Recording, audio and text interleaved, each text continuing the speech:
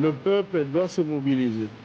Tout le monde s'est préparé pour confronter l'ennemi. Dans chaque village, les gens doivent prendre les armes, même les armes traditionnelles. Les flèches, les lances et autre chose. L'essentiel est d'écraser l'ennemi parce que sinon on va devenir esclave de ce petit messier de Hutu, de Tutsi plutôt.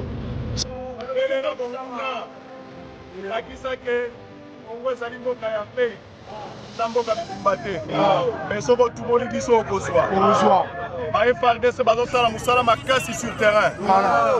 Ibembe tondi na Rwanda bazana lokuta bazokoka koloba te Congolais telema pona mboka na yo kozela te bapesa yo mot d'ordre soki moyibi akoti na ndako batunaka papa te nasala nini yo moko oyebi okosala nini tela mboka na yo batela mboka na yo ne jamais trahir.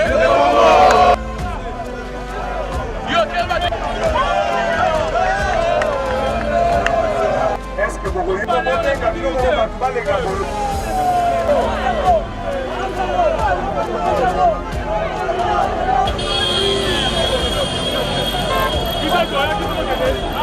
Qui